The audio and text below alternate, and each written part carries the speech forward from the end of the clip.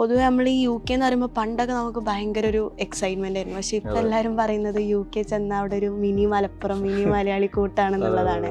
അപ്പൊ ആക്ച്വലി എന്താണ് ഇപ്പോഴത്തെ സാഹചര്യം? UK പോകുന്നത് ബെനിഫിറ്റിംഗ് ആണോ അതോ? ആക്ച്വലി UK ഇപ്പൊ കഴിഞ്ഞ വർഷം വരെ UK കുറിച്ച് അത്ര നല്ലൊരു പേരായിരുന്നില്ല നമ്മൾ ഈ സോഷ്യൽ മീഡിയയിലൊന്നും ഉണ്ടായിരുന്നത്. പക്ഷെ ഇപ്പൊ ബെറ്റർ ആയി വരുന്നുണ്ട്. ഇപ്പം റൂൾസ് ഒക്കെ ഈ റീസെന്റ് ആയിട്ട് കുറച്ച് മാറിയിട്ടുണ്ട്. UK സിറ്റുവേഷൻ ഒക്കെ ബാക്ക് ടു നോർമൽ ആയി വരുന്നുണ്ട്. അതായത് ഒരു 5 years ബാക്ക് ഒക്കെ എങ്ങനെയായിരുന്നു അതുപോലെ ആയി വരുന്നുണ്ട്. മെയിൻ കൺസേൺ UK എന്ന് പറഞ്ഞാൽ പാർട്ട് ടൈം ജോബാണ്. പാർട്ട് ടൈം കിട്ടാത്തത് കാരണമാണ് UK ഒരുപാട് ആൾക്കാർ നെഗറ്റീവായിട്ട് പോർട്രേറ്റ് ചെയ്തിട്ടുണ്ടായിരുന്നത്. പക്ഷേ ഇപ്പം ഡിപ്പെൻഡൻറ്റ് വിസ ഒക്കെ സ്റ്റോപ്പ് ചെയ്തത് കാരണം ഒരുപാട് പാർട്ട് ടൈം ജോബിൻ്റെ അവൈലബിലിറ്റി ഉണ്ട്. പിന്നെ UK എന്ന് പറഞ്ഞാൽ എന്തൊക്കെയാലും ഒരു ഇംഗ്ലീഷ് സ്പീക്കിംഗ് കൺട്രിയാണ്. നമ്മൾ ഒരു ഇംഗ്ലീഷ് സ്പീക്കിംഗ് കൺട്രിയിൽ പഠിച്ചു കഴിഞ്ഞാൽ ഒരു ബെനിഫിറ്റ് എന്ന് പറഞ്ഞാൽ വേറെ ഏത് യൂറോപ്യൻ കൺട്രിയിൽ പഠിച്ചാലും ഉണ്ടാവില്ല.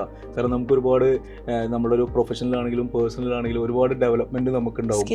യെസ്, ഇൻ കേസ് ഈ കോഴ്സ് എല്ലാം നമ്മൾ UK കഴിഞ്ഞതിന് ശേഷം നമുക്ക് UK സെറ്റിൽ ആകാൻ പറ്റുന്നില്ലെങ്കിലും നമ്മൾ വേറെ മിഡിൽ ഈസ്റ്റോ വേറെ ഏത് കൺട്രീസിൽ പോകുകയാണെങ്കിലും അവിടേക്ക് ഒരു ജോബ് ഫൈൻഡ് ചെയ്യാൻ ഡെഫിനറ്റ്ലി നമുക്ക് UK ആ ഒരു 3 years നമ്മളൊരു UK സ്റ്റേ ചെയ്യുകയാണെങ്കിൽ അപ്പോൾ കിട്ടുന്ന ഒരു സ്കിൽസൊക്കെ നമുക്ക് ഡെഫിനറ്റ്ലി നമുക്ക് ബെനിഫിഷ്യൽ തന്നെ ആയിരിക്കും. UK അപ്പോൾ ഒരിക്കലും ഒരു ബാഡ് ചോയ്സേ അല്ല. പിന്നെ IELTS വേണ്ട, ഒരുപാട് സ്കോളർഷിപ്സ് ഉണ്ട്, 100% വിസയാണ്, റിജക്ഷൻസ് ഒന്നുമില്ല, അങ്ങനെ കുറെ ബെനിഫിറ്റ്സ് UK ഉണ്ട്. ഗുഡ് ഓപ്ഷൻ ആണ് UK. ഓക്കെ.